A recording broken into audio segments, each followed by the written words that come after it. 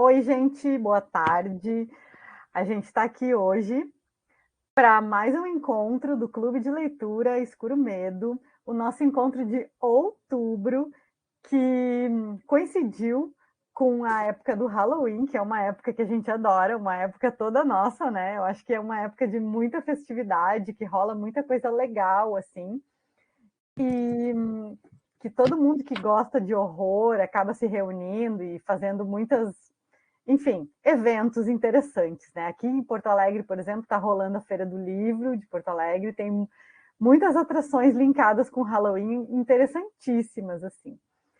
E também a gente está super feliz hoje, super animada, porque a gente está descobrindo uma autora de Manaus, que a gente não descobria, não tinha descoberto ainda.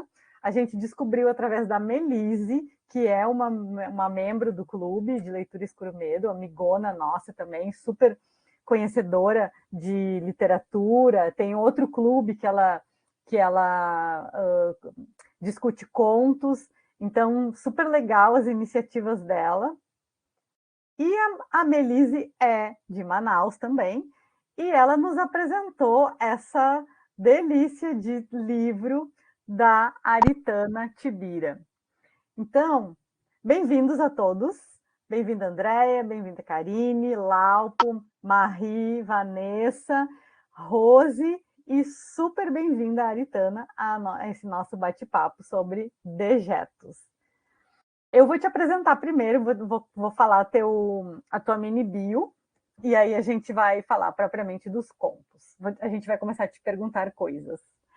A Aritana Tibira Shaolin, ela é escritora, drag e manauara. Ela é graduada em Letras, Língua e Literatura Portuguesa pela Universidade Federal do Amazonas e mestranda sem bolsa em Letras, Estudos Literários pela mesma universidade. E ela é autora de Dejetos 1, 2 e 3. Ela é influenciada por literatura urbana, transgressiva e especulativa. Possui Manaus como cenário principal de suas histórias. Nas horas vagas, é um jovem adulto que gosta de animes, heavy metal e corote do azul. Eu já tô louca para te perguntar o que é o corote do azul, mas... Porque eu não tô com ele aqui, mano. Mas é uma bebida que tem aqui, entendeu? Que é uma. Chamam de cachaça, eu acho. Mas Alcoólico. ele é azul, assim. O que chama atenção pra mim é a coloração mesmo. E aí, Ah, quando eu tô dando meus rolês ali pelo centro de Manaus, estou com ele em mãos. E aí ajuda no meu processo criativo às vezes. uau, isso é legal. Então, a primeira pergunta, aqui, não, aqui também tem corote, mas eu não me lembro da cor do corote, mas eu sei que tem. É um negócio bem alcoólico, assim, né? Exato, é. Não é sempre também que eu não aguento, né? Eu já não tenho tanta mais idade para aguentar, de acordar renovado, entendeu? E aí, não é sempre. Legal. Então, a primeira pergunta eu mesma vou te fazer. Eu quero saber da tua vida literária, do teu encontro com a literatura insólita, do teu encontro com o horror. Em primeiro lugar, tu se acha um autor ou uma autora de horror? Tu se considera dentro da caixinha do horror?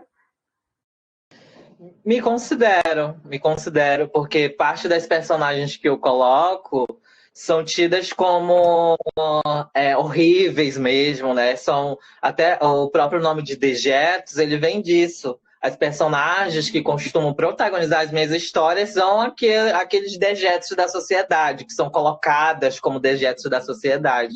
Hum. Ah, e não foi como se eu tivesse assim, o intuito de ser um escritor, escritora de horror, entendeu? Mas sim, é que acabou acontecendo. Eu percebi que as narrativas que me atraíam e que eu colocava na minha escrita eram tidas como horror. E às vezes eu tenho aquele receio, né? Se intitular como pessoa que escreve horror, terror, e sempre acharem que eu só vou escrever isso, ou que só escrevo isso também. Mas, desde sempre, sempre gostei de filmes de horror, de séries. Então, E o horror e o cômico também que eu uso, eles são muito irmãos, assim, né? A comédia e a tragédia, a tragédia não, mas o horror mesmo, eles estão mais, são mais conectados do que as pessoas imaginam, assim. Então, eu gosto bastante de escrever esses tipos de narrativas e me considero, sim, escritor de horror, de horror, terror, o que chamarem aí, mas me lendo, né? Muito legal, porque assim, tem esse problema, né? O problema do nicho, que eu acho que ninguém, não é interessante para ninguém assim ser classificado dentro de um nicho e permanecer nesse nicho. O mais interessante é uma certa liberdade, né? Tanto de criação quanto de passeio por diversos tipos de leitores, né? Não apenas o leitor que aprecia horror. Eu acho que tu está bem correto assim nessa tua vontade de não ser nichada, né? Eu queria te perguntar, a gente observa hoje uma, um movimento muito legal e muito interessante de leitura, de discussão, de narrativas de horror. O clube é um fruto desse movimento, né? Mas a gente observa que em determinados locais já tem uma cena uma cena maior, mais efervescente, assim, existem mais pessoas produzindo, mais pessoas discutindo e consumindo. Como é que é a cena literária de horror propriamente aí de Manaus? Vocês têm assim vocês têm mais autores e autoras? Vocês têm clubes de debate ou tipo encontros e produção? Mano, é tristíssimo, é flopadíssimo, assim, na real. Eu falo isso rindo, mas extremamente triste, assim. Lembro que quando eu entrei em contato com literatura transgressiva, de horror, eu lia muita gente de fora, né? Comecei, como a maioria das pessoas, lendo o Poe, lendo o Stephen King, e aí fui encontrar autoras e autores nacionais. E aí, conforme fui encontrando autores e autores, eu percebi que aqui, eu fiquei pesquisando se eu encontrava gente aqui. E a resposta é bem triste, assim, na real, porque não tem uma cena de horror, não tem uma cena de terror. Eu até conversei já sobre isso com a Melise, falando do Muda Literária, que ela até disse que ficou muito feliz de me encontrar, porque aqui em Manaus, quando perguntavam dela, tem gente produzindo esse tipo de narrativa, de escrita em Manaus, a resposta era sempre triste. Ela falou isso para mim. E então não tem uma cena assim em Manaus de horror, terror. Tem umas amigas minhas que, de certa maneira, duas amigas minhas que escrevem muito bem esse tipo de narrativa, mas não sei nem se é terror, horror, assim, propriamente dito. Mas uma cena que em Manaus, e penso que na região norte, não tem, ainda é tímida. E tem umas movimentações de literatura especulativa da revista Égua Literária, que tem pessoas aqui do norte trabalhando, mas é triste, assim, né? Então, o que eu estou fazendo? Estou entrando em contato com pessoas que escrevem, que é meio tímida, assim, não sei se eu escrevo, e aí vou falando, bora produzir, porque eu também comecei, assim, a expor as minhas narrativas ano passado, na real. Escrevo, Uhum. já tem histórias que é de anos, mas que eu criei coragem, assim, de dar a cara a tapa, foi ano passado. Então, tenho entrado em contato com gente que escreve para tentar produzir esse tipo de narrativa e a gente criar uma cena, né? Porque sinto que tem um certo, assim, uma empreitada primeira minha de escrever narrativas de horror e com protagonismo LGBT, que é um pouco mais difícil ainda de encontrar, mas que eu tenho assim, entrado em contato para tentar formar essa cena, porque é importante ter toda uma comunidade, um coletivo produzindo para todo mundo crescer. Então, Uhum. grosso modo é Sim, isso. exatamente. Mas assim, nesse sentido, tu tá né, puxando à frente, tá fazendo um trabalho muito bacana, assim. Eu acho que com certeza tu vai inspirar vários outros escritores ou escritoras e que vão atrás. Agora eu quero pegar esse gancho da originalidade. Sim, eu acho que isso que tu fala da originalidade, dos temas, Isso é uma coisa que também me deixou muito feliz ao ler o teu livro, teus contos, porque não é só em Manaus que não se percebe muito essa temática, mas é no Brasil todo, assim, sabe? Aqui, por exemplo, eu falo do Rio Grande do Sul. É claro que a gente tem muitos escritores, escritoras do público LGBTQIA+, mas dentro do horror a gente não tem. A gente tem em outras vertentes da literatura, né? Tem na poesia, tem na escrita mais realista, em outras vertentes, no conto. Agora, dentro do horror é mais difícil mesmo. Então, isso é uma coisa que já vou te parabenizar de saída, porque tu traz uma temática nova para a gente, uma temática muito interessante, um ponto de vista também muito interessante. E, nossa, eu me diverti, não, eu um pouco eu fiquei triste, um pouco, um pouco eu me diverti lendo o teu livro, e eu vou mandar a palavra para a Andréia, depois eu vou te perguntar de conto por conto, mas, Andréia, por favor. Só complementar um pouco o que tu disse, rapidinho, é que eu descobri essa certa empreitada primeira, assim, agora, recentemente, quando eu fui pesquisar atrás de autores. Cadê as pessoas LGBT escrevendo narrativas de horror, entendeu? Aqui em Manaus eu não encontrei. Caramba, eu fiquei assustadíssimo. E daí que vem a importância de, por exemplo, eu pegar o rótulo de escritora de terror, horror, e propagar mesmo, porque se não tem, bora se intitular assim, que aí outras pessoas vão olhar e vão ver que existem e que pode, de certa maneira, inspirar. Então, eu sentia muita falta, quando eu li histórias de horror, terror, eu sentia falta de pessoas LGBT protagonizando essas histórias. Então, pensei assim, bora escrever, né? E eu já botava, assim, essa coisa de horror nas narrativas que eu colocava. E aí calhou de eu ter essa vivência de enquanto uma pessoa LGBT e tudo. Então, calhou de colocar assim nas minhas narrativas, que é algo que eu conheço. Muito legal. Joia.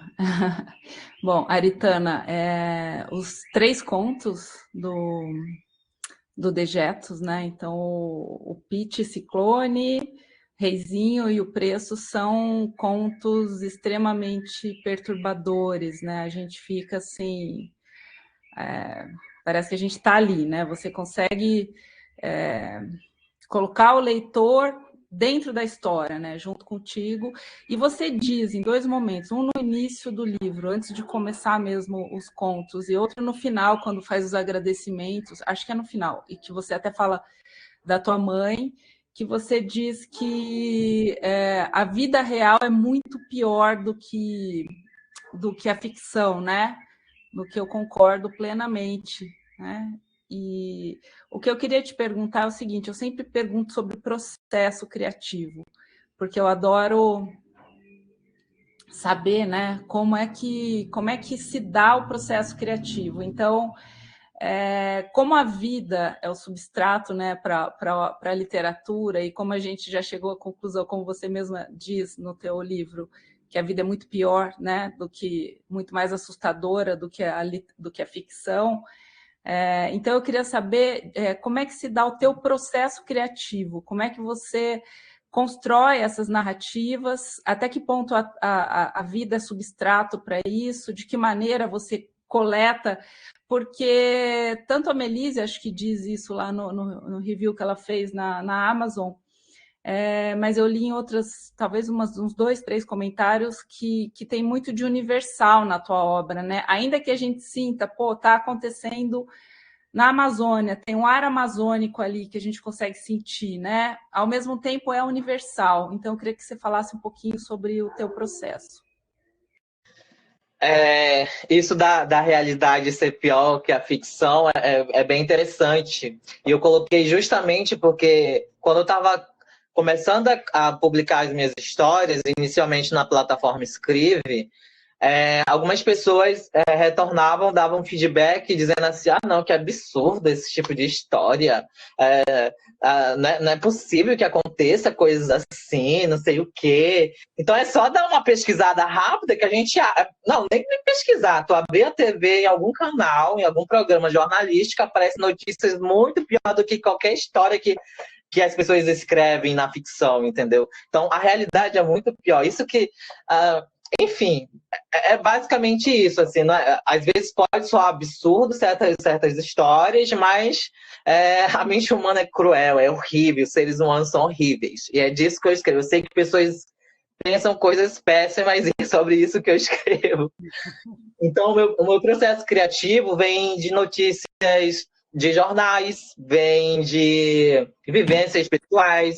Então, falando especificamente de Dejetos Zoom, Psicone é baseado em pessoas que eu conhecia, né? Que teve uma vez que eu vi uma notícia no jornal daqui de Manaus, que é só o sangue, jornal daqueles assim, né? Não sei o que, bandido, não sei o que, mata o bandido e tal. E aí tinha uma moça que foi morta. Só que eu pensei assim, pô, tá todo mundo, o jornalista lá criticando a mulher, falando um monte de coisa dela, ela tá morta. Só que aí, como era essa mulher? Como era a mãe dessa mulher? Como que, beleza, ela foi morta por policiais, beleza não, né? Ela foi morta por policiais, mas como era a vida dessa pessoa? Será que ela não tinha filho? Será que não tinha pai, não tinha mãe? Então, pensando assim, na Psiclone eu tenho um carinho muito forte eu me apego muito a esse personagem, muito, muito mesmo. Então, grande parte dos contos que eu escrevo, depois eu absorvo para mim, choro. Então, quando eu estou pesquisando, às vezes também choro bastante, porque são coisas bem pesadas. Então, Psiclone, ela representa muita realidade de muitas pessoas, assim, né? Até a minha, tem bastante de mim ali. Acho que é inevitável não colocar um pouco de mim assim, nas personagens. Menos, sei lá, caiu da calçada, tá lá, de alguma forma, alguma situação. Mas a Psiclone tem muito disso, de uma moradora da periferia de Manaus, que é lá do bairro da Compensa, que aí, e a outra coisa que acontece bastante, gente aqui de Manaus não é acostumada a ler histórias que se passam em Manaus. Então, às vezes tem pessoas que mandam mensagem falando assim, mano, eu consegui visualizar tudo da história, eu indo lá no terminal do ônibus, eu passando ali na avenida não sei o quê. Então, não é comum as pessoas se verem nas histórias. E essa minha perturbação, assim, no sentido de não ver não me identificar com as histórias que eu lia, fez com que eu escrevesse sobre essa realidade que me rodeia, que me permeia também, entendeu? Então, tem bastante de vivências pessoais, o processo criativo trabalha muito isso. Também estudo bastante escrita, assim, né? Gosto bastante de estudar literatura, eu pesquiso. Minha dissertação é sobre literatura LGBT na região norte, assim, então estou trabalhando essas questões, esse incômodo também vai para a pesquisa, além da escrita pessoal que eu utilizo. E algo também que acontece, tu citaste a Amazônia, às vezes as pessoas que não são do Amazonas, ou não são da região norte, têm a imagem de que a Amazônia, como é Manaus, como é a Amazônia, é só mato, como dizia o Restart, aquela antiga banda. Existe civilização, existe gente lá. Então, tem muitas pessoas que têm aquela imagem da Amazônia floresta, da Amazônia mato, que de fato existe. Mas quando a gente pega Manaus, é uma cidade com 2 milhões e poucos de habitantes, uma cidade de concreto. E às vezes, e aí, na escrita, inclusive, no que a gente tem como cânone aqui do Amazonas, aparece muito a Amazônia da floresta, do mato, do interior do Amazonas.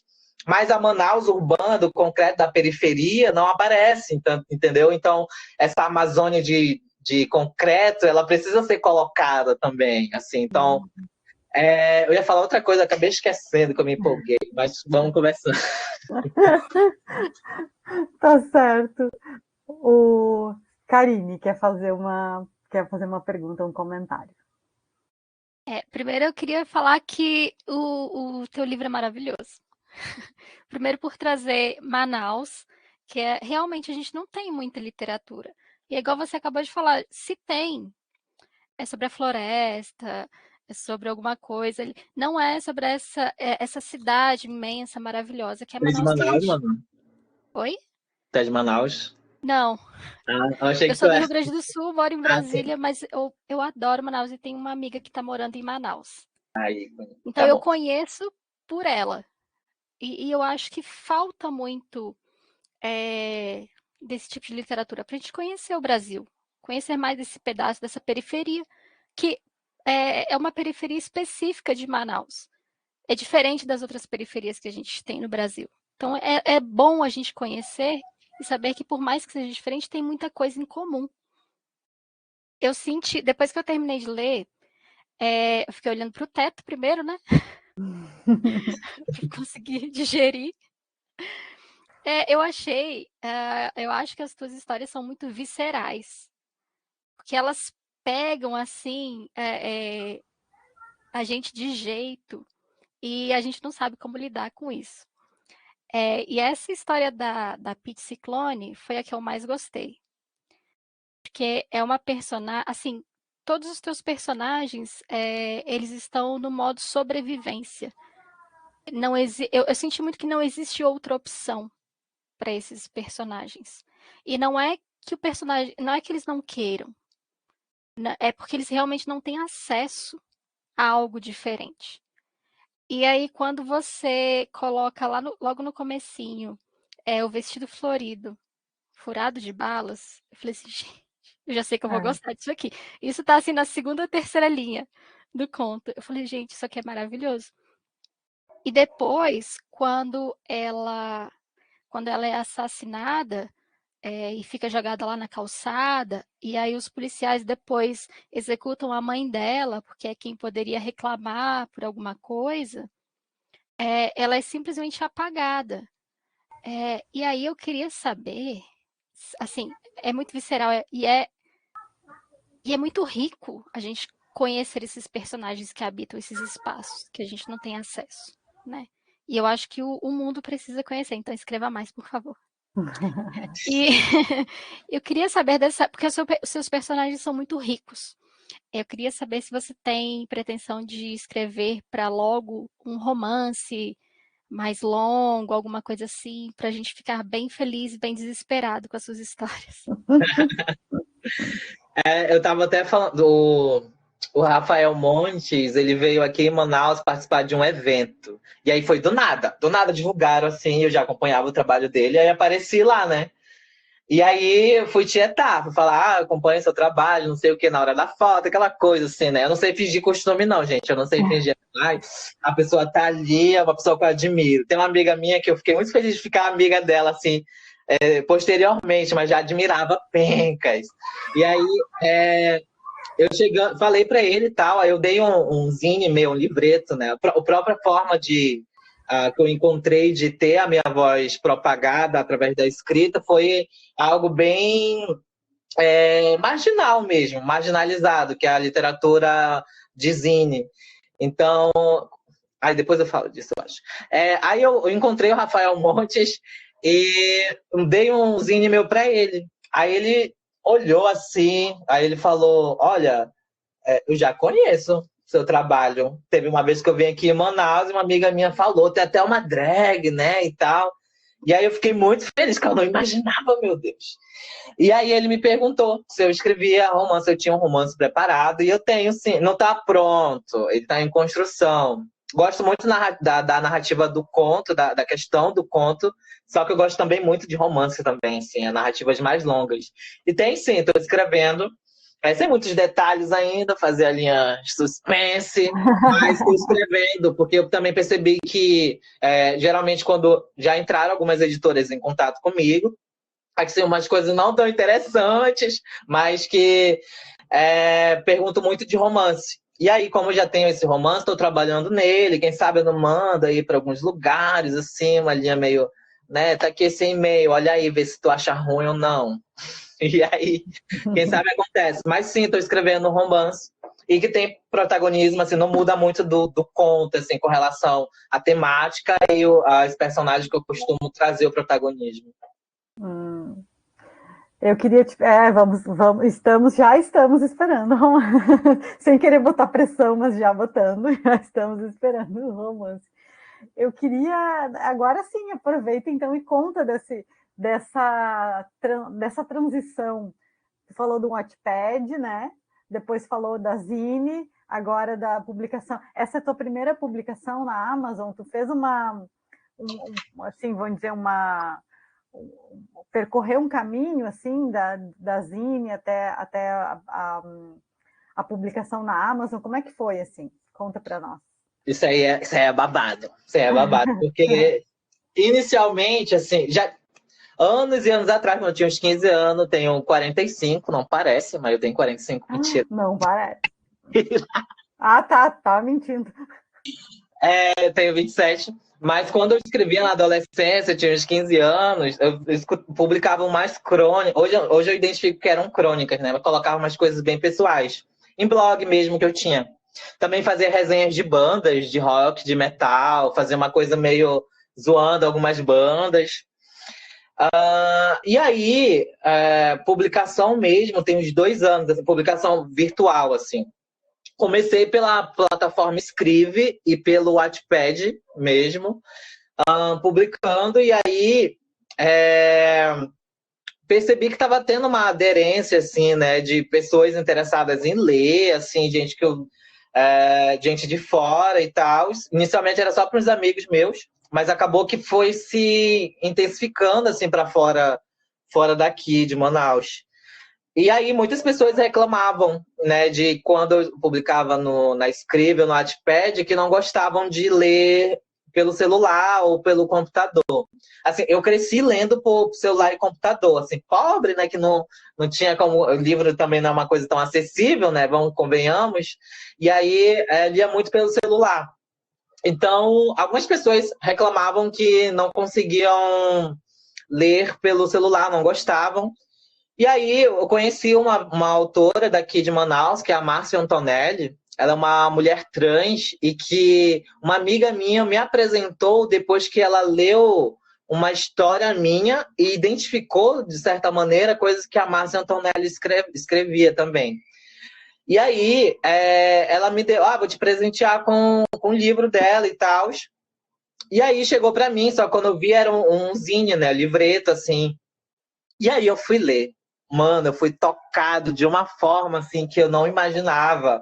Assim, não que o zine seja menor e tal, mas naquela capa mole de folhas e tal, dobradinha, tem muito poder ali dentro. Tem uma literatura que pode te tocar de diversas maneiras. Então, quando eu li a Márcia Antonelli, eu pensei, mano, vou fazer zine também, porque é uma forma de alcançar pessoas que não gostam de ler e-books, que não gostam da questão virtual mesmo, preferem o papel, e que é acessível, né, para publicação mesmo, que é acessível, conseguia imprimir. Sim. Então, eu ia numa gráfica, imprimia, eu mesmo, aí comprei grampeador, estou fazendo. Então, o zine, e depois estudando mais sobre zines, assim, porque eu gosto de fazer coisas e depois estudar sobre, assim, então... fui estudar como diagramava, né? Não entendia nada de diagramação, então no início do ano fui estudar como que diagrama certinho, em zine, e vi que é algo bem rico, que eu posso botar o que eu quiser também, assim, né? Do sentido de...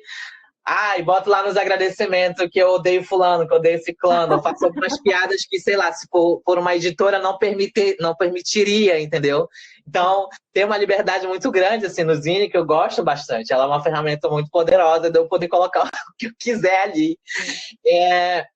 E aí, depois eu vi a questão da Amazon. Da Amazon também não entendia nada. Fui estudar também a plataforma do Kindle Create. Ando estudando ainda. Tanto que o zine físico tem o volume 1, 2 e 3. Lá na Amazon tem apenas o 1. E aí até o final do ano eu coloco o 2 e o 3 lá para ficar disponível para quem não é de Manaus. E aí, então, para mim é sempre a questão de estudar escrita. Aí eu já estou diagramando zines de outros autores, outras autoras daqui. Da própria Márcia também. Eu fiquei amigo dela, né? Depois que eu conheci o trabalho dela, foi adicionar no Face e tal. E aí, de vez em quando, a gente tá pelo centro, sai, dá uns rolês junto. E ela é sensacional. E aí, o dela é basicamente só o zine. Eu pretendo também, assim que possível, tiver um tempo, colocar as histórias dela, que são extremamente viscerais. Na Amazon também. Ela é sensacional. A Márcia Antonelli, assim, é incrível. Eu gosto bastante dela. Então, para mim, está sendo sempre um processo de estudo e escrita de aprendizado para conseguir melhorar, assim, na questão da literatura mesmo. Então, eu gosto... Tô assim, né? Sempre descobrindo. E o Zine, ele é muito legal tu falar tudo isso, assim, das tuas inspirações, do teu processo criativo, porque, assim, da temática que tu gosta de trabalhar e tal, porque o Zine também é uma forma bastante underground, assim, de distribuição, né? É uma coisa que a gente pode sair à noite ali, distribuir nos bares e tal. Então é muito interessante mesmo. A Márcia Antonelli, 3 horas da manhã, lá o pessoal já todo bêbado no bar e tal. E eu do lado dela. Eu sou mais tímida assim pra vender, na verdade. Já fico mais assim, porque tem gente que olha com um olhar meio torto, né? Aí a pessoa olha torto pra mim, eu já já me irrito logo, eu também já olho torto também. A Márcia, ela já tem uma questão de conseguir comprar a pessoa assim, logo nos primeiros minutos. Então, 3 horas da manhã, o pessoal todo bebo, já, literatura, tá aqui, leio e tal, e a pessoa compra. Muito bom. Eu queria te perguntar, a gente já falou da Pete Ciclone, que aliás é um conto bem comovente, né? Ele é um conto assim horrendo, é um conto que nos causa revolta, mas ele é um conto bem comovente também, né? E é um conto que a gente estava falando, né? Que as histórias são tão diferentes, mas também são tão iguais, são tão universais. Eu acho que foi a Andréia que falou, né? Que uma coisa que salta aos olhos na Pete Ciclone é a impunidade, né? Que não acontece só em Manaus, acontece acontece em todos os lugares, né? Nesse, vamos dizer assim, num meio que não é central, que é mais periferia, assim, né? Esse tipo de descaso do poder público com os assassinatos, falta de interesse em investigar e uma certa resignação assim das pessoas. Isso é assim mesmo, né? Então acho que isso universaliza, porque qualquer pessoa de qualquer estado do país e até de fora consegue perceber que é uma coisa que se repete no Brasil todo, né? Esse tipo de sei lá, falta de procedimento, vamos dizer, nem dá para dizer que é procedimento, né? Mas eu queria falar um pouquinho também do segundo conto, que eu gostei muito. Eu vou te dizer a ordem dos que eu gostei. Em primeiro lugar, a Pete Ciclone. Em segundo lugar, eu gostei do último conto, mas depois a gente vai falar nele. E o Reizinho, não é que eu gostei um pouco menos que os outros, mas eu gostei muito. Então, tipo assim, não tem nenhum que eu não tenha gostado. Esse eu gostei, porque eu achei muito interessante o teu olhar sobre a maternidade, sabe? Aquela busca, isso sim, a gente não vê, a gente vê mais em autoras, sei lá, mulher cis, assim, falando esse tipo de temática, né? Tratando desse tipo de temática. E aí eu queria que tu falasse um pouquinho, contasse um pouquinho para nós, assim, a origem desse teu olhar, o movimento que tu fez para olhar nessa direção, o quanto esse assunto te toca e por quê. Mano, babado também.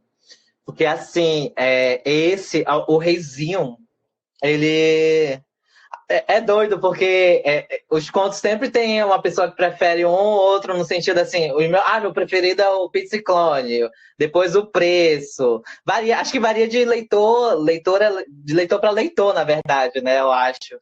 Então, esse conto especificamente, que trata da questão da maternidade, ele foi o que eu mais pesquisei. Assim, mais pesquisei, mas não no sentido, Google, não sei o que, mulher tendo filho. Não. O que eu mais pesquisei foi conversando com amigas minhas que são mulheres, que tiveram filhos, com pessoas próximas que têm essa questão da maternidade, amigas minhas também que acabaram tendo aborto, né, que acabaram tendo passado por essa situação extremamente difícil. E ele foi acho que o segundo conto desses três, o segundo que mais me tocou, assim. O Preço, ele me toca um pouco mais. Mas o Reizinho, ele foi o que mais me tocou. Todos eu chorei pencas quando eu terminei, mas mas esse foi o que acho que o mais fez eu chorar, assim, porque a maternidade, ela tem uma questão muito complexa, assim, né? E eu sendo uma pessoa que não engravida e tal, exige, às vezes, uma sensibilidade para tratar dessas questões, para não colocar de um modo estereotipado ou que não seja tão verossímil, assim. Então, eu entrei muito em contato com amigas minhas que acabaram passando por situação similar, que eu via as histórias, assim, e aí me tocava bastante, assim, me emocionava bastante. Tem um outro conto que tá acontecendo ainda, que ele também trata de maternidade. E aí, essa questão me toca bastante, assim, da maternidade, porque às vezes eu sinto que às vezes não é muito colocada, e eu também não vejo homens fazendo, na verdade, assim, né? Até porque tem que ter todo um cuidado para tratar dessas questões, né? De qualquer jeito. Mas ele é bem difícil, assim, né? Eu fui mesmo pesquisando, foi o que mais me deu trabalho, eu acho, desses três. Que mais me deu trabalho, e que eu fiquei mais preocupado, assim, em não colocar coisas que, sei lá, pode torcer o nariz. Porque eu sabia que mulheres que já tiveram filhos, mulheres que tiveram aborto, iam ler. Tanto que quando eu terminei, eu dei para umas cinco amigas minhas, vou até mencionar uma delas, que foi, acho que a principal, que é a Iana, que aí ela me deu um toque, teve alguma coisa de maternidade, alguma coisa de licença maternidade, que acho que o período estava errado, de tempo. Aí ela, tu pode. Não tem isso aqui, tá? Então seria interessante tu botar assim. E aí ela me deu essas dicas, assim. Então, basicamente isso. Foi com muita conversa, assim, muita conversa. Demorou meses para eu fazer esse conto, assim. Sim. E outra pergunta que eu ia te falar, antes que eu perca esse gancho aí, senão depois eu vou esquecer de fazer essa pergunta. Tu falou que o Dejetos é esse que está publicado na Amazon, que a gente teve acesso, é o 1, é isso? Isso. E o teu plano, o 2 e o 3, seria também o mesmo título, Dejetos 2 e 3? Todos com 3 contos, uma sequência de 3 contos? Ou não? Ou vai ser mais... O 2, ele tem 2 contos que são um pouco mais longos. É porque, assim, também, sendo sincero, me abri aqui, já somos íntimas, então... A ideia, quando eu já tinha os contos prontos, e antes de eu publicá-los, eu pensei assim, vou tentar mandar para editoras, para ver, vai que alguém se interesse. Mas calhou de eu entrar no mestrado e aí saber que não ia receber bolsa e tal, e também de eventos literários que queriam publicar, né? Queriam trabalhar com autores e autores que eram que faziam essa literatura mais marginalizada. E aí foi uma forma de eu vender mesmo, de tirar uma grana a mais.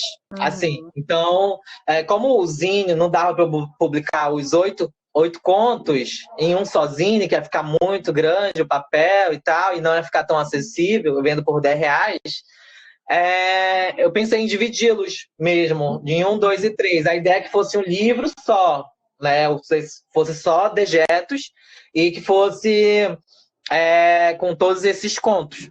Mas, como acabou do zine me encontrar, o formato livreto me encontrar, optei por separá-los e colocar 2 contos no segundo e 3 contos no terceiro.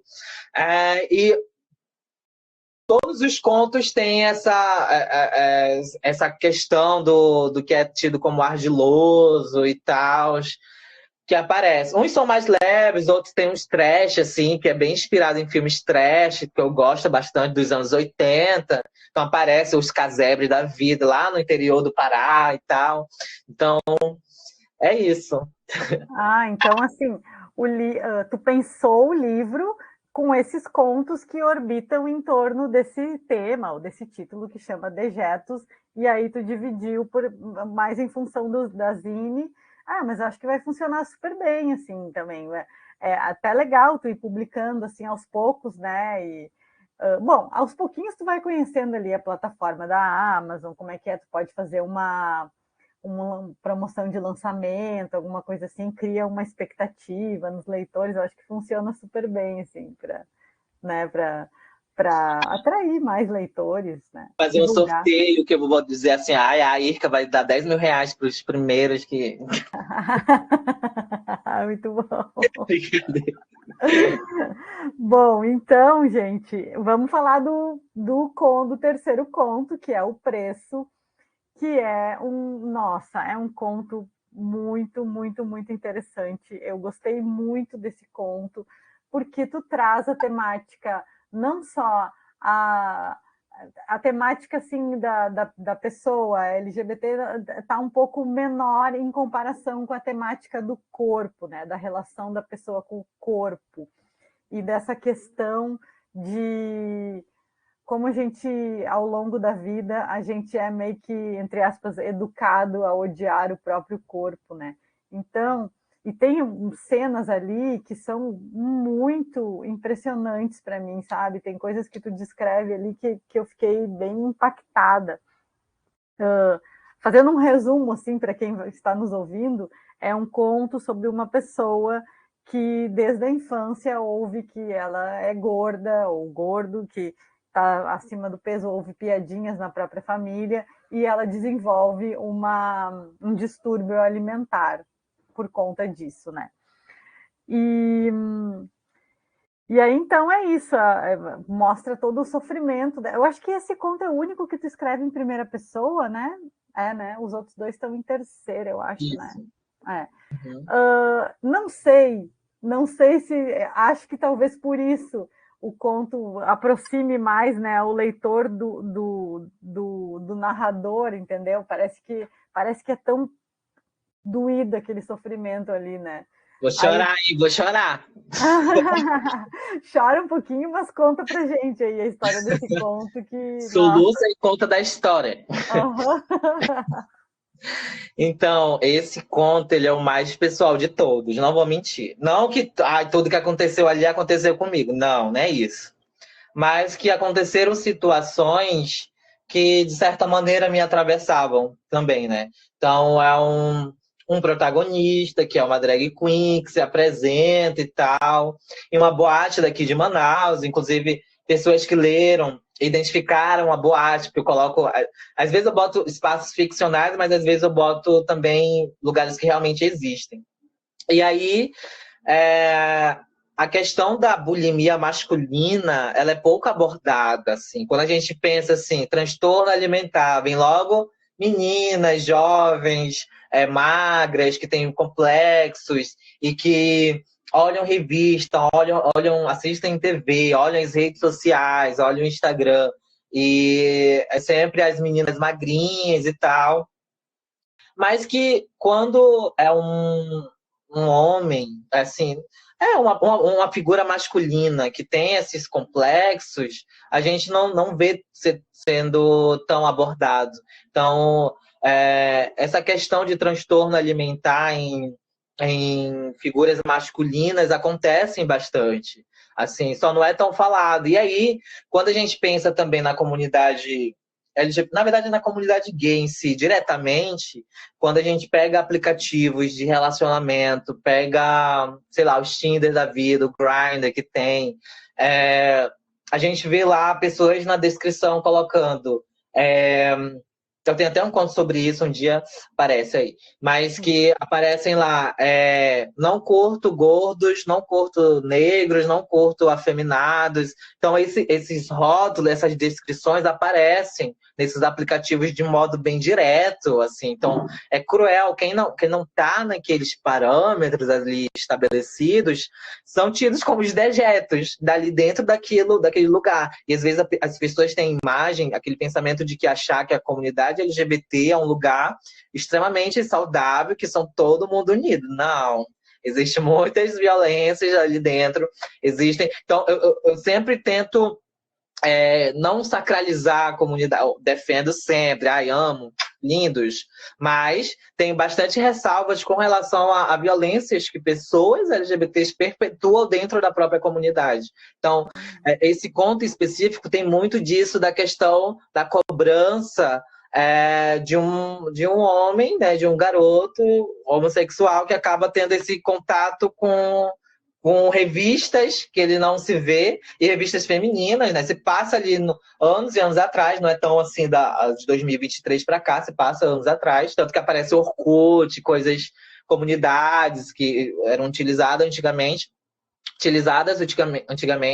Então aparece comunidade que era o Clube da Magreza, assim, não conheci nenhuma comunidade assim, mas eu sei que existiam bastante comunidades que perpetuavam esse tipo de ação, que as pessoas se avaliavam, colocava lá a sua costela e foto da sua barriga para serem avaliadas por outras pessoas. Só que hoje em dia isso acontece também de outras formas, né? Em outras plataformas, em outras redes sociais, mas que ainda acontece. Então, essa questão de uma pessoa que cresce com todas essas violências é bem complexo também. Esse também pesquisei assim no sentido de conversar com amigos que eram psicólogos, conversar com colegas que, sei lá, que eram da comunidade, que poderiam opinar sobre antes de publicar. Assim, então, trata de questões bem pessoais também, aparece ali, essa cobrança também cai sobre mim, assim, frequentemente.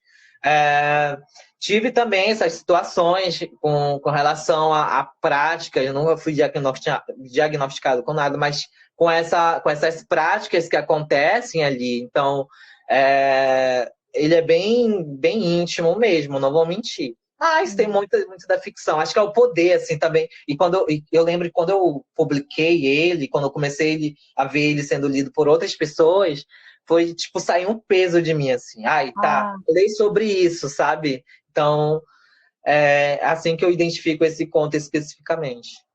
Eu sempre defendo que escrever é muito terapêutico, né? Agora tu acabou de confirmar mais uma vez que é terapêutico, é de dividir as dores da gente com outras pessoas que, né, que estão interessadas em saber e tal.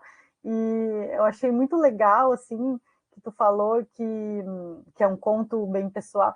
Na verdade, assim, vou tirar esse peso, assim, se é que é um peso, não sei, tudo que a gente escreve é muito íntimo e pessoal. A gente tenta fugir um pouco, sabe? E ir lá longe, assim, descrever, sei lá, eu vou descrever um monstro, mas o monstro vai ter muita coisa de mim. Então, não te preocupa com isso, que sempre vai ter muita coisa. Mas eu queria voltar a esse conto, que eu achei, claro, é muito surpreendente essa abordagem que tu traz no conto, ou seja, um homem passando por distúrbio alimentar, realmente a gente quase não ouve falar disso, né? Para mim foi bem surpreendente, porque, né, existe, óbvio que existe, mas é tão pouco falado que a gente acaba não achando que nem existe, né? E achei também surpreendente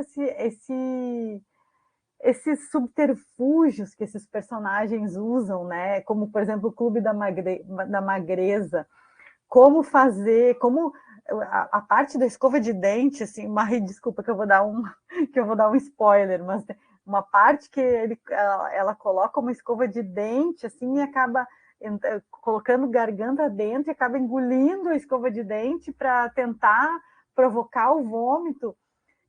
É muito surpreendente. Então, depois que ela faz tudo isso e vai para o hospital e tem que fazer uma cirurgia para retirar, aí chega, eu não lembro se é uma amiga ou um amigo que chega e diz, não, vem cá que eu vou te ensinar como é que se faz para não acontecer de novo, assim, sabe? E isso tudo, eu li tudo isso, e tem uma hora também que tu faz a referência à revista Capricho, né? Que a gente... Eu morro de medo de se processar, nem sei. Eu botei lá, ai. Eu não pensei em botar revista Rabicho, alguma coisa assim. Boa. Às Não, vezes tem uns contos que eu mudo assim, dá para identificar qual é a referência, mas que eu boto assim. então, mas assim, eu acho que não vai ter problema. Esses dias eu estava, eu sigo como é que é o nome dela? Samira? Não, não é Samira. Ah, é uma artista da Globo, bem bonitinha, assim, que desde jovem ela já era garota capricha, não sei o quê. E ela estava contando isso, sabe? Que ela tem, hoje em dia, ela tem um pouco de vergonha, assim, das matérias que ela fotografava, assim, para Capricho, que eram umas coisas muito prejudiciais, Sim, assim, para a contagem autoimagem. de calorias existia, porque eu acompanhava às vezes também, assim, contagem de calorias, enfim, é algo bem bizarro. Eu lembro que tem até, estava até viralizando um tempo desse, uma revista, uma capa acho que é da Priscila Fantin, que ela é belíssima, magra, assim, sabe? Belíssima, assim, tida como belíssima, mas que a revista colocava ela como gorda, quando ela tinha um corpo que é padronizado, assim, padrão, né? Então, é doido, assim, isso. Não, é terrível. E eu acho que foi mais de uma geração que foi atingida por esse auto-ódio, né? Como é que eu vou dizer? Essa ênfase em odiar o próprio corpo, né? Essa estímulo no auto-ódio, porque foi tão engraçado, porque eu li esse teu conto e na mesma semana uma pessoa que eu sigo no Instagram, só que daí é uma mulher, ela estava falando a mesma coisa da revista Capricho. Que engraçado, né? De outra forma, exatamente. O meio, assim, de massa, ele ensina a gente a odiar nosso corpo, porque ele quer vender produtos, ele quer vender. Eles precisam criar um problema para eles venderem, entendeu? É. Então, isso acontece mesmo. Tem um conto que é do Dejetos. Ai, meu Deus, 2 ou 3, vão ter que comprar para saber futuramente. A gente vai Mas comprar, pode ter certeza. ele que trata, não é spoiler, tá, gente? É de modo geral, assim, que é uma pessoa que ela fica tão fissurada em parecer com o filtro do Instagram que ela vai se modificando de diversas maneiras, e sim, que ela quer se parecer cada vez mais com o filtro do Instagram. Então ela tem umas atitudes bem complicadas que acarretam em algumas situações lá, mas que tem essa questão de parecer com filtro, não é aquela realidade. Ela quer parecer com o que ela o que ela mostra nos stories do Instagram, assim. É isso. É esse o conto. Então Esse, tá. esse conto, o preço também, ele tem muito da linguagem que a gente chama de pajubá, que é muito influenciada por travestis, mulheres trans, que era uma linguagem que é utilizada, e pela comunidade LGBT também, consequentemente. E eu uso também muito dessa linguagem no Quinta das Humildes. Esse conto ele é gratuito, saiu pela revista Égua Literária. E tanto ele quanto o Preço são protagonizados por drag queens. E que nesse Quinta das Humildes, especificamente, tem muito do pajubá, assim, de linguagem, então, que é a minha realidade também, porque eu converso, o meu ciclo social é todo permeado por pessoas com corpos tidos como dissidentes, e que, inclusive o meu, então aparece bastante da linguagem, assim, eu tento colocar isso também, porque eu não vejo, na verdade, eu queria ler um conto assim, que aparecesse os meus dialetos, as gírias dos galeros, a gente chama de galeroso aqui, as gírias, enfim. Então, eu queria que essa linguagem aparecesse também na literatura, e não só aquelas palavras bonitinhas, assim, ai, não sei o quê, por obséquio, não, bora botar as gírias, assim, bora botar a linguagem, assim, das pessoas. Tem palavras que eu coloco ali que são tidas como mais eruditas, mas que misturam-se com as gírias, com dialetos que me permeiam. Uhum. Não, eu notei, eu percebi, principalmente eu acho que no primeiro e no terceiro, no primeiro conto e no terceiro, essa tua oralidade. Acho que funcionou super bem, assim. Claro, tem palavras que a gente não sabe muito bem o que significa, porque né, tá fora do nosso dia a dia, mas a gente consegue supor mais ou menos e e ficou muito, muito bem feito, assim. Eu vou aproveitar, a gente está quase acabando, eu vou aproveitar e vou te indicar um livro que está para sair agora, de uma amiga minha também, a Euler, que é do Sergipe, de Aracaju. Ela é não binária e está saindo um livro dela desse universo também, drag. Eu não sei te dizer bem se é drag queen, mas são 3 personagens, 3 protagonistas. Uma delas eu tenho certeza que é drag queen. E o livro chama Mariconas. Eu já li, inclusive eu escrevi assim um blurb, porque é muito legal e tem muito dessa linguagem que tu fala, sabe? Claro que daí já é outra região, com certeza a linguagem deve ser um pouco diferente, né? Outros termos e tal, outras gírias, né? Mas também chama muita atenção essa fala, sabe? Essa oralidade e remete a esse universo da LGBT, que é muito interessante também. Exato. Isso da linguagem é interessante, assim, porque eu lembro quando eu estava colocando mais essas questões da oralidade nas minhas narrativas, eu pensei assim, será que o pessoal vai entender, quem não é de Manaus, ou pessoa que é cis, heterossexual, que não é de periferia, vai entender? Só que eu fico pensando assim também, eu já me esforço tanto para entender a linguagem de quem é tido como erudito, né? Por que essas pessoas não vão também fazer um esforço para entender a minha realidade, entendeu? Com certeza. Então,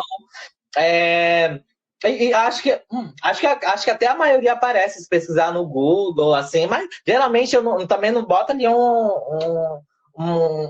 ai, meu Deus, como é que chama lá da esfinge para adivinhar? Meu Deus, esqueci. O oráculo. Não. Enfim, não bota uma coisa assim que não seja difícil. O quê? Enigma.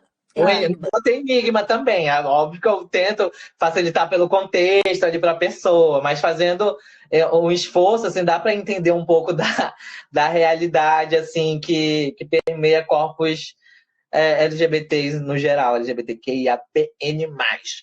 Mas a gente consegue supor, com certeza, né? O que eu acho que o que pode ser que vai acontecer, quando tu sair por uma editora grande, uma editora comercial, talvez eles te façam colocar nota de rodapé, alguma coisa assim, sabe? Mas não sei também, né? Não sei, estou supondo aqui. Sim. Eu penso nisso também, sabia? Aí enfim, conversando, né? Bora ver quantos % para mim. Muito bom. Gente, a gente já está quase fechando 1 hora. Eu quero saber se alguém mais tem alguma pergunta, algum comentário para fazer para a Arita. Se não, Paulo, por favor. Eu só queria dizer que foi para mim uma boa surpresa, uma grata surpresa. Eu não conhecia nada de literatura da região norte, ainda mais de Manaus. E para mim, eu até conversei com a Erika antes de começar o nosso encontro aqui, que você percebe que é uma outra região, outra cultura, mas as pessoas sofrem, as pessoas têm os mesmos problemas, as pessoas têm as mesmas dificuldades na vida, a violência acontece.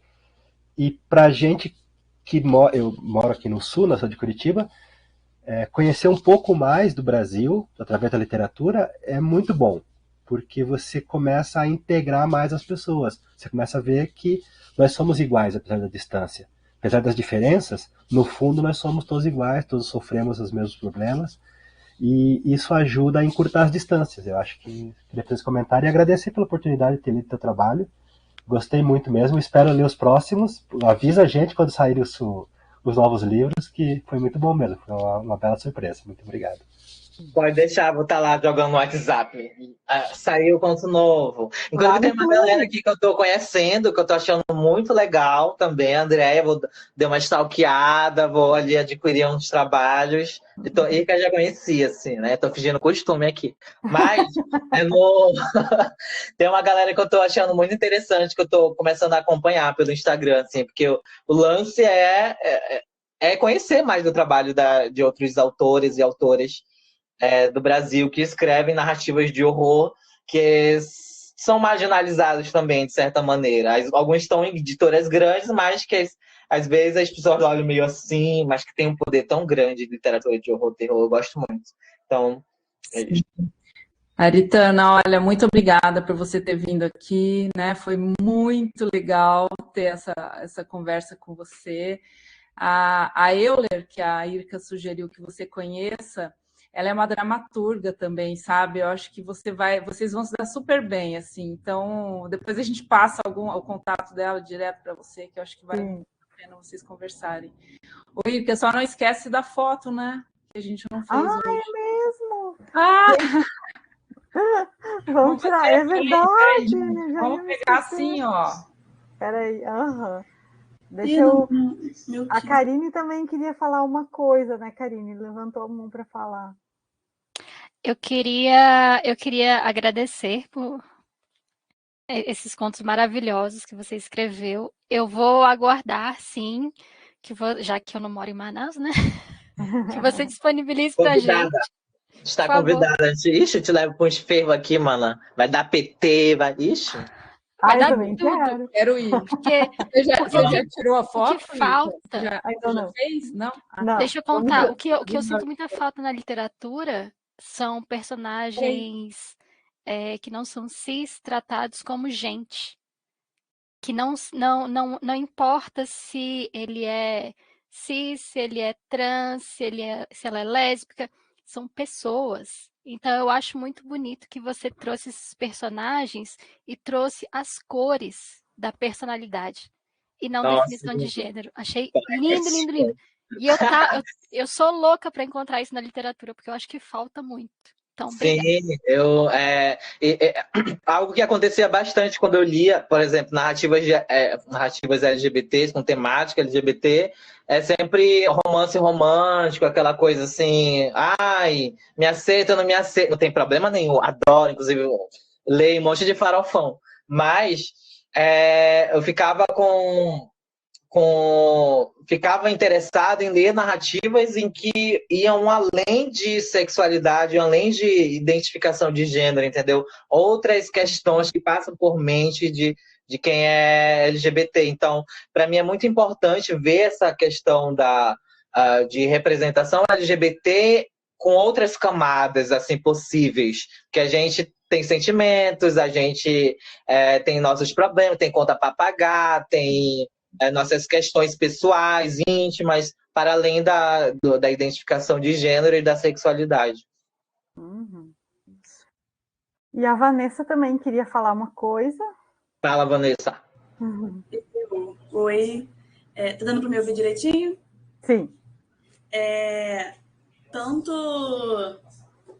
Ai, meu Deus, da Piziclone e o do Reizinho, né? Que fala sobre maternidade. Assim, o que eu acho fascinante na literatura é o poder de despertar sentimentos, seja raiva, qualquer sentimento que se o autor consegue despertar, cara, ele acertou. E eu tenho uma bebê de 7 meses, né? Então eu ainda tô meio traumatizada com tudo que aconteceu para ela sair de dentro de mim, porque é absurdo. E caraca, tipo, então nos dois me causou sensações de eu acabava o conto. Geralmente, quando eu leio no Kindle, eu tô lendo e amamentando, é o momento que eu fico ali horas, né? Aí eu ficava, caraca, tipo, você conseguiu despertar. Não vou dizer gatilho, nada disso, não, porque. Mas foram sentimentos muito fortes. Isso é muito bom. Isso é positivo pra caralho, sabe? E parabéns. E o que a Karine falou também sobre vivências fora do que a gente está... Eu não consumo. Foi uma literatura totalmente diferente para mim. Tanto eu pesquiso lendas urbanas, então ali na região do Amazonas é um dos lugares que mais tem folclore, no caso, né, mitos e tal. Mas a região ali de Manaus, eu nunca li nada. Foi meio que a primeira vez, sabe? Então, foi me mostrou uma literatura totalmente diferente e muito boa. Sério, parabéns. Marie também levantou a mão. Obrigado. Eu só agradecer ela. Mano, é tu que eu comecei a seguir no Instagram, né? Também já tava de olho. A Vanessa. Sim, sim. Tô de olho ali, vou adquirir, vou acompanhar mais de perto. Então, muito obrigado. É muito importante isso, me inspira a escrever mais, assim. Continue, continue. Licença, Aritana, desculpa, gente. Eu gostaria de seguir você no Instagram também.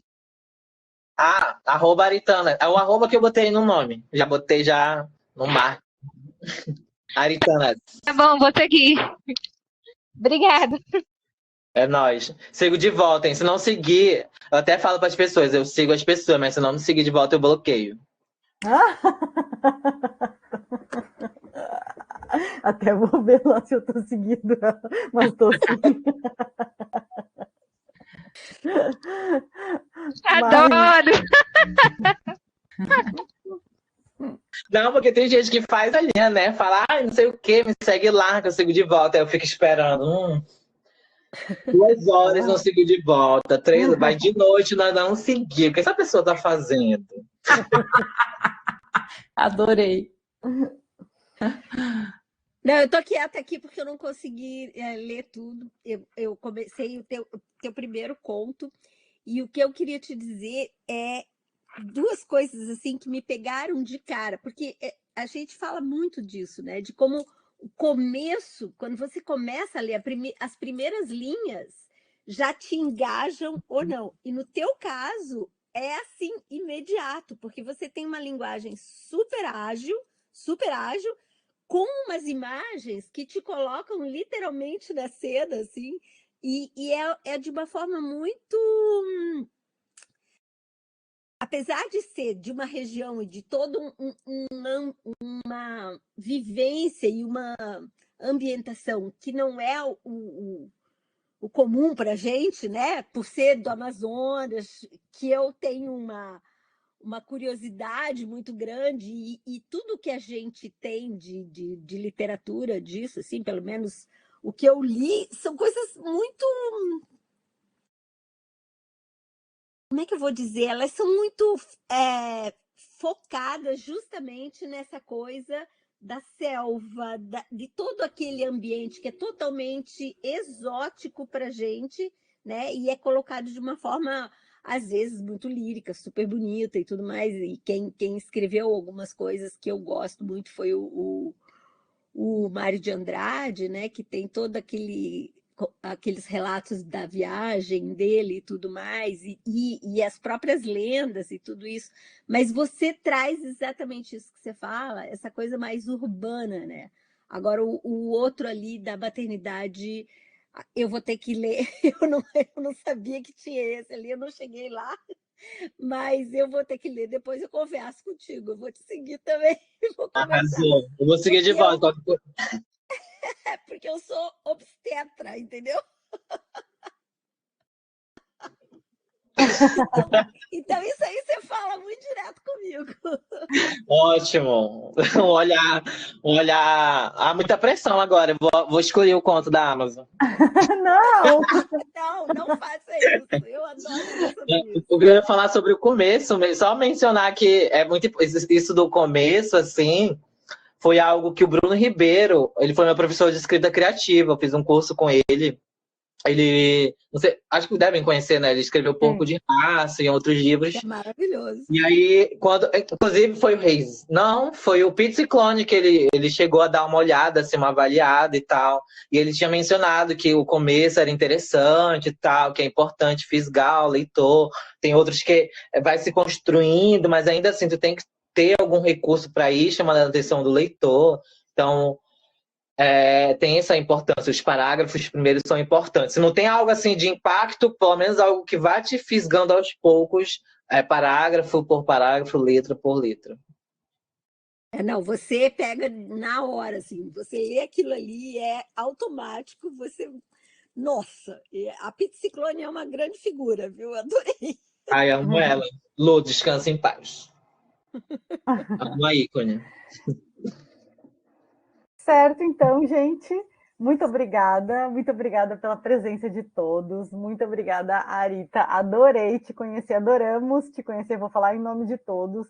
A tua simpatia, a tua disponibilidade, a tua generosidade em dividir com a gente né, essas questões que estão dentro dos contos e são questões que te tocam de uma maneira tão forte, assim, que inclusive te fazem chorar e tal. Então, muito obrigada por trazer tudo isso, dividir com a gente. E obrigada pela presença, mais uma vez. E é isso, gente. Nosso próximo encontro é daqui a um mês. A gente vai ler Paula Feby, Vantagens que Descobri na Morte do meu pai, Deus, com adoro. a presença da autora. Estarei aqui. Imperdível. Nossa, gosto bastante dela. Quer dizer algumas palavras, então, antes de encerrar, Aritana? Não olhem debaixo da cama. Brincadeira. Ai, gente, eu queria fazer algo filosófico, assim, mas não sei, gente. Bebam água, pedra no rim é muito difícil, nunca tive, nem quero ter. Pratiquem atividades físicas, continue lendo, escrevam, é muito terapêutico. E não emprestem dinheiro. Muito obrigada, gente. Um beijo para vocês. Adorei! Tchau, Aritana, foi um prazer te conhecer. Tchau, gente. Beijo. Tchau.